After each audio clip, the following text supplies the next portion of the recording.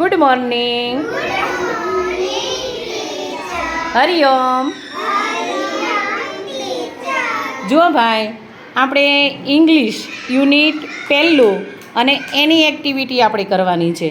જો આપણે special English ભણવાનું નથી, પણ અત્યારે જુઓ સવારમાં તમે આવો એટલે આપણે આવકારની પ્રવૃત્તિમાં આ તમારી યુનિટની એક્ટિવિટી આપણે કરવાની છે. અને રોજિંદા જીવનમાં આપણા જે આપણે અંગ્રેજીના શબ્દો વાપરીએ છીએ, યુઝ કરીએ છીએ, એનું આપણે શીખવાનું છે કે સવારમાં જાગીએ ત્યારે શું બોલાય, કોઈ આપણને સામે મળે ત્યારે શું કહેવાય, રાત્રે સૂઈ જઈએ ત્યારે ઇંગ્લિશમાં શું કહેવાય. એટલે કે રોજિંદા જીવનમાં આપણે જે શબ્દોનો આપણે ઉપયોગ કરીએ છીએ એ આપણે શીખવાનું છે.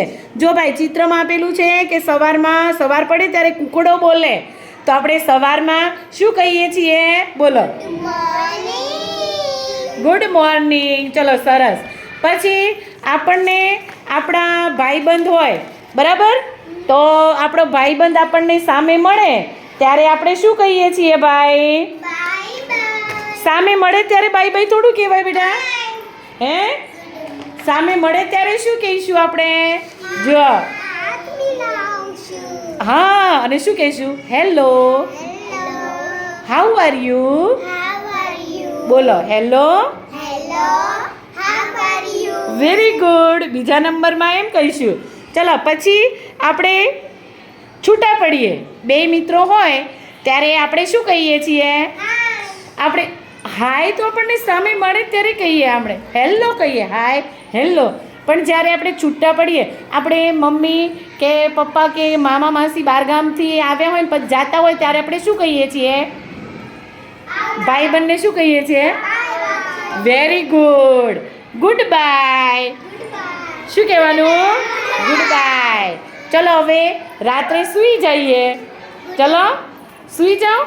રાત્રે સૂઈ જઈએ તો શું કહેવાનું ભાઈ? Very good. શું કહેવાય? Good night. ચલો હવે જાગ્યા સવારમાં તો શું કહેવાનું? Good morning. આપણે સ્કૂલમાં એ બોલીએ છીએ ને, કોઈ સામે મળે એટલે શું કહે? Good morning. હવે ખ્યાલ આવી ગયો? કોઈ આપણને સામે મળે ત્યારે શું કહેશો? Hello, how are you. ચલો પછી છૂટા પડીએ ત્યારે ગુડ બાય. શું કહેશો? Good bye. સૂઈ જઈએ ત્યારે ગુડ નાઇટ. જાગીએ ત્યારે ચલો ક્લેપ. Very good.